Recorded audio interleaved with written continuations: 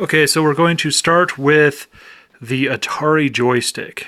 This was the first major influencer for consoles. The first real video game arcade use was actually a little knob thingy. I keep forgetting what they're called.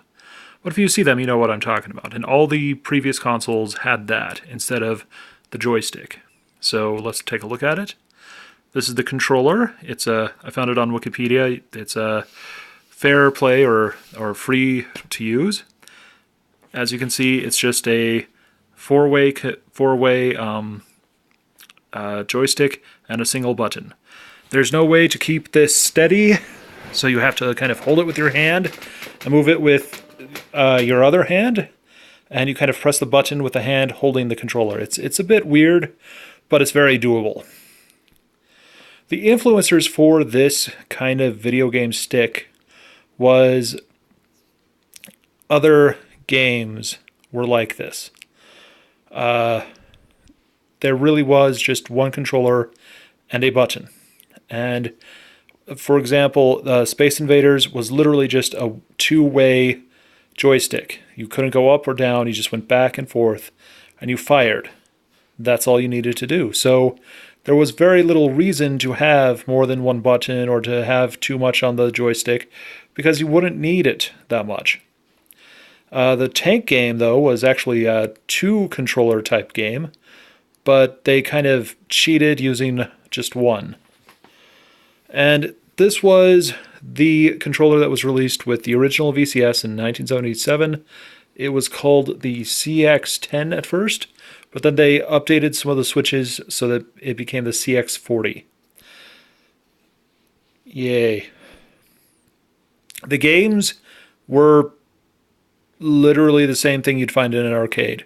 Atari was an arcade company just bringing their games to the console, so they did a lot of ports, and any game that wasn't like that really wasn't an influence or wasn't one of the original games released for the VCS.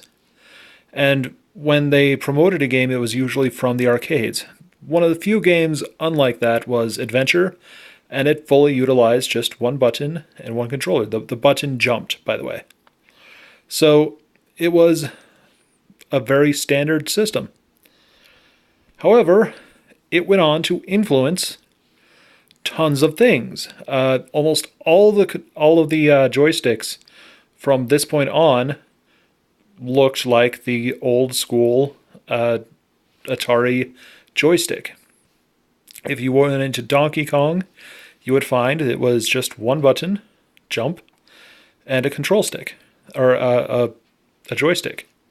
And the truth be told, it makes sense because Donkey Kong was originally a game called Radar Scope, and it was simply a shooter, just like Space Invaders.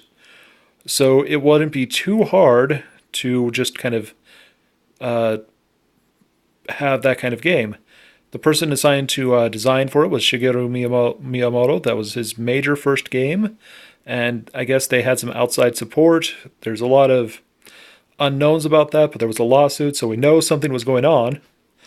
And I guess they had some help in reprogramming the old radar scope to this and use the same controls and everything they could. But it was pretty much the standard if you had a joystick during that era. There were a couple other games, but you would just have to swap out the joystick with, say, a roller ball or one of those little twisty knobby things. Once again, I don't know the name. But it was a major influence for consoles and also for video games in general, for arcade games, and for PCs. Every game you play after this has some basis on that controller. So we're going to look at the NES controller next, but that's for later. Bye now.